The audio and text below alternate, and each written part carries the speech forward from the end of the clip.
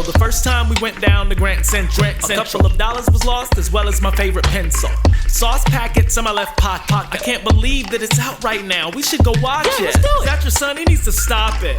And why is he wearing so many watches? Yeah, what's going on out there? It's your boy Biggz. First and foremost, I'd like to say pardon the delay. I tried to record this recap yesterday, but I tried a couple times and I couldn't get it the way I wanted it, so that's on me. I apologize for that. And again, shout out to the boy, BeerDrankShawty. His information is going to be on the screen. Follow him, like, comment, subscribe. I'm just doing my review a little different this week. I'm just really going to just recap the show. I'm not going to get too in-depth. I don't want to make this a long session, so I'll be back to my chopping up the fable the way I usually do next week. Being that SmackDown was pre-recorded a couple hours early, to me it doesn't have the full effect of what the show usually is, but let's get into it. On Tuesday night, November 8th, 2016, SmackDown was emulated from the SSE Hydro Arena in Glasgow, Scotland. Shout out to Scotland. They've been a great crowd for WWE programming this week. As, like I said, it was a taped show. This week, SmackDown started with Shane introducing several superstars to the ring, which included AJ, included the GOAT, James Ellsworth, who was actually named the team mascot. So, I feel like they're just including as many people as possible for this event. Survivor Series, pardon that, should actually be a great event coming up. Oh man, next weekend. Yeah, it's gonna be a good event. He brought out the new whites with Bray, Luke Harper, and Randy Orton, Mr. RKO. Talking about Dean, Baron Corbin was out there as well, and AJ, who is the captain. Shout out to the face that runs the place. Basically, Baron Corbin is not dealing with it. He left. So, as the show progressed, we find out what happens to Baron Corbin. But the overall beginning of the show, it shows that they're looking to incorporate the basically the heavy hitters that's on SmackDown. And this set it up a 6-man tag with Dean Ambrose, James Ellsworth, and a partner to be named later take on the Wyatts in the main event of the show. And AJ will more than likely be at ringside. Let's get to the first match of the evening. Naomi defeated Natalya, who was the females captain. Nikki Bella, who is the team captain, which is still disrespectful to Becky Lynch. They're disrespecting the best female wrestling champion on the roster. Carmella came out the ringside to cause a distraction, which led to Naomi rolling up Natalya in the roll-up of death, as I like to call it. Hashtag roll-up of death. To get the win, and Naomi and Nikki Bella celebrate up the ramp. We move on. Baron Corbin approaches Shane backstage to complain. He says that he's not going to work the 6-man tag because it was a partner to be later. I said a partner to be named later a couple seconds earlier. It was Baron Corbin, but Baron Corbin got up off that. So he was replaced with having a singles match with Kalisto instead, and put Kane in the main event. I don't know why. We carry on. We have Baron Corbin versus Kalisto is no contest because Corbin attacks Kalisto until it appears that he injured his knee. When Corbin is down clutching his knee, Kalisto actually took advantage and did some heel tactics.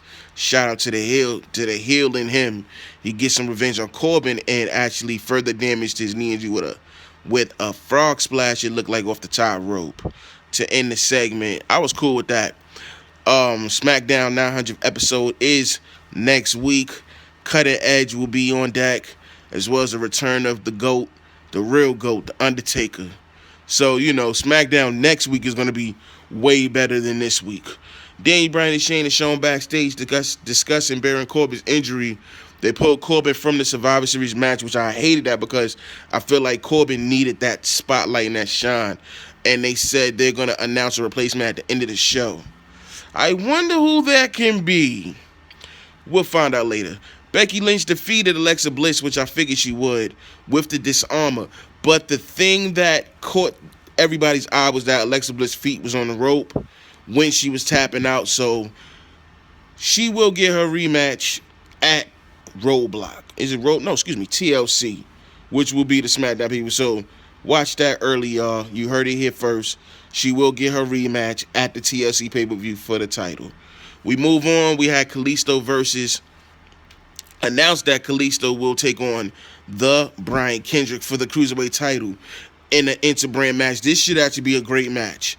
If Kalisto wins the title, he's going to bring the whole Cruiserweight brand to SmackDown, which I hope happens because the Cruiserweights would get a better representation on SmackDown along with the show live from the 205 or something to that effect. 205 Live, which would be a dope show, but I hope they actually move it to Wednesday nights. And just like they had the CWC, you have NXT, and then you have 205 Live with featuring the Cruiserweights only. That would actually be a better look. We carry on with more action. We had Kurt Hawkins getting his first TV win. He beat Apollo Crews. I guess Crews is in the doghouse for now. He won in a quick match with the Roll Up of Death. Hashtag Roll Up of Death, y'all. He grabbed the tights as well. Figures heel tactics. We had Bray. We had the main event match of the evening, which was which was Bray, Luke, and Randy, who defeated Dean, Kane, and James Ellsworth. Wyatt scored the victory for his team after hitting Sister Abigail on James Ellsworth. Now, the best part of the match to me was when Ellsworth was tuned up to band for no chin music. He went for it, and Bray caught him and hit him with one of the sickest Sister Abigails, bro. I was like, damn. He hit that. I wasn't mad at that. So we get to the actual main segment of the night.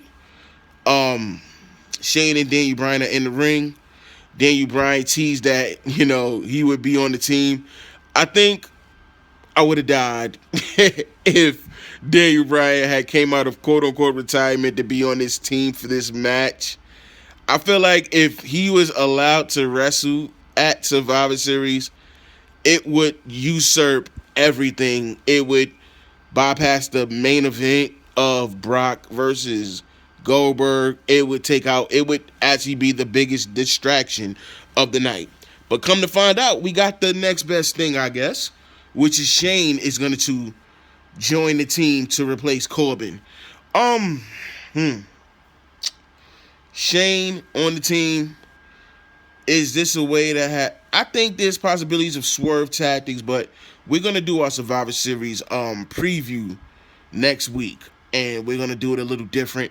So I'm looking forward to this prediction video that we'll be doing next weekend. But that was the show. I give it an 8 out of 10. I enjoy watching SmackDown more than Raw. I can deal with the 2 hours, and in all honesty, SmackDown is just a better product right now. So I'm done. No gimmick review. Like, comment, subscribe. Y'all. It's your boy Biggz. Shout out to the bros like I always do. Shout out to Menace. Shout out to Chuck. The Smarts is in the building. Yo, y'all had NXT live tweets last night. Y'all have a review either today or tomorrow. But I'm out, man. Peace. Make sure to follow us on Twitter at InternetSmarks1 for all news, rumors, and updates for everything WWE, as well as live tweets for all WWE programming.